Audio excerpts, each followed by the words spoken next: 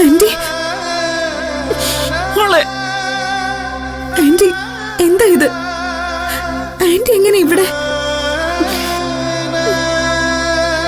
ഈ യാചകരുടെ കൂടെയാണോ ആന്റി ഭക്ഷണം കഴിക്കുന്നത്?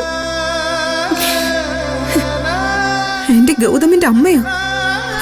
ആന്റി ഈ അവസ്ഥയിൽ കാണുമ്പോ എന്തുമാത്രം സങ്കടം ഉണ്ടെന്നറിയോ?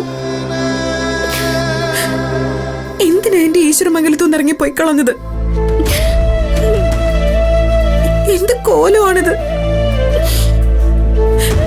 എന്തിനാ ആന്റി ഇങ്ങനെയൊക്കെ കാണിക്കുന്നത്?